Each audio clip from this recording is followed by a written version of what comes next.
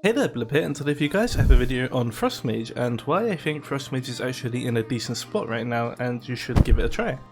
Okay, so I'm going to be going through in this video Mythic Plus and raiding, not PvP. I do think Frost Mage has some potential in PvP, but I'll talk about that in another video. But now I just want to show you why I think Frost is pretty good. I don't think it's better than Fire, but I definitely think it's in a spot where you can play it on certain raid bosses and in Mythic Plus and perform fairly well on it. So first we'll just go to here. So obviously there's been loads of Frost Mage buffs, I've covered it on the channel multiple times. And now we're at a point where if you look at this simulation graph here, Frost Mage is performing insanely well. It's actually one of the highest simming single target specs if you're playing Benfir with Slick Ice and all the other cool stuff they have. And if you look, Fire is quite a bit below it. Now there's obviously a lot of factors that play into this.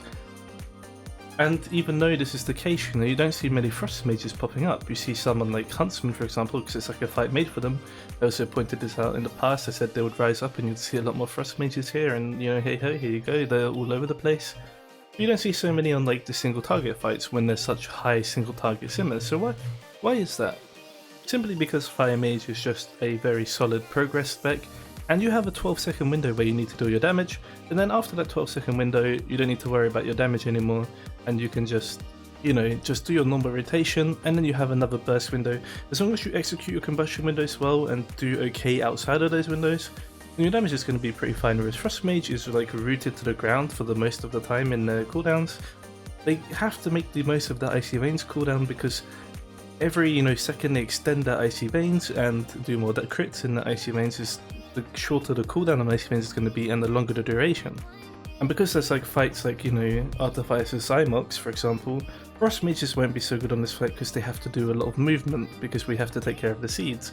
Whereas Fire Mages do their burst and then they go get the seeds and come back and then do their burst, and you get the point, right? Either way, that's why it's like this. Now I just want to show you my experiences with Frost Mage because I played it a bit this week, and I just want to show you just how it's going. So first I'm going to show you the footage from this Mythic Plus dungeon I did not too long ago, where I played Frost Mage, and I'm playing Night Fae Frost Mage. And I think the nice thing about Night Fae is that it's good for Frost Mage in AoE situations, so you don't feel bad about not playing Benfir in here, which is just, it's nice because I really like playing other specs from time to time. So my damage was actually pretty good in this dungeon. I was playing with the Frozen Orb conduit and the Ice Lance conduit. I actually wasn't playing with the Icy Veins cooldown reduction conduit, which was a big mistake because as a result, my damage on bosses was actually really bad, and this was a tyrannical week.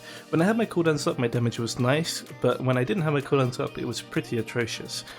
If I was playing Benfir, that would have been a lot better, but I'm playing Night Fae, where my damage is more focused around the AoE pools. And my overall damage for this dungeon was 7.1k, which is pretty good. Considering I didn't play with the Ice Lance conduit, that is a big deal as well.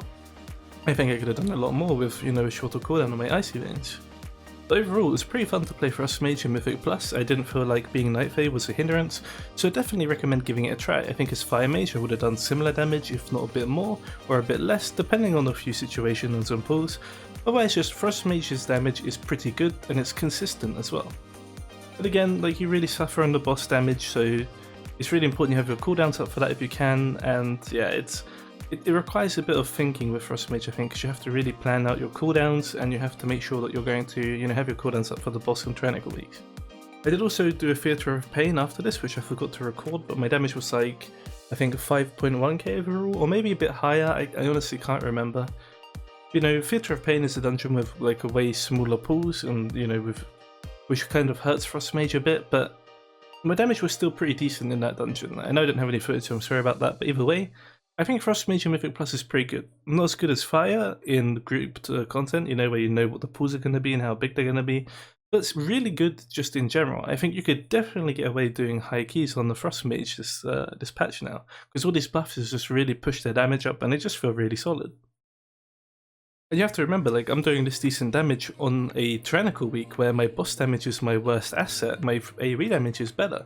So on a fortified week, my damage would be a lot better because I would have more damage into the adds, where Fire Mage is, doing all their damage burst on adds, so when it's a tyrannical week, they actually benefit from that because they get to kill the adds faster, so other people do less damage. So that's something to keep in consideration. This, I think I could have done more damage this week if I played with the Icy Veins conduit and it was a fortified week. I really think I could have pushed up to 8k overall, which is pretty crazy to be honest.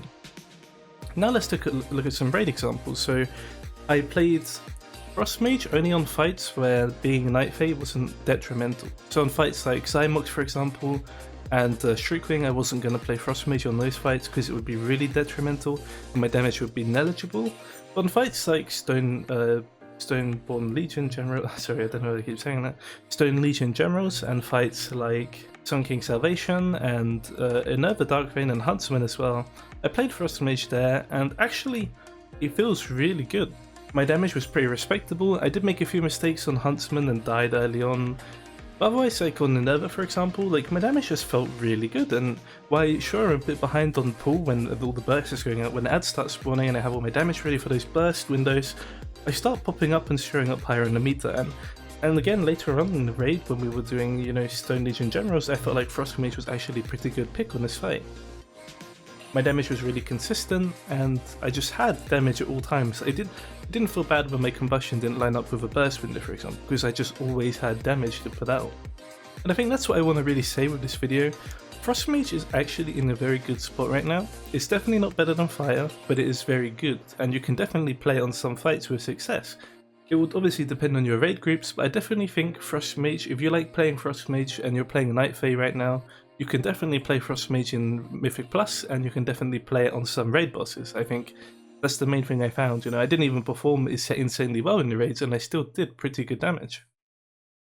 So yeah, I think if you just look at the sim results and we just think about the future of Frost Mage is in a very good spot. There's no tier sets. The only thing that can really change is Covenants and Legendary tuning.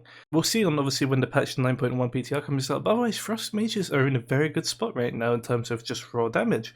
And if the raid next tier is good for Frost Mage, they will be getting nerfs for sure. So be looking out for that. Otherwise, yeah, that's all for this video. I think Frost Mage is just a very good spec right now, and I definitely recommend you giving it a try if you really like playing Frost Mage.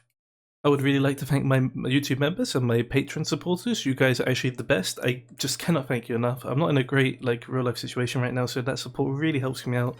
Thank you so much for that. I honestly really thank you from the bottom of my heart. But yeah, I hope you have a wonderful day, and I'll see you in the next video.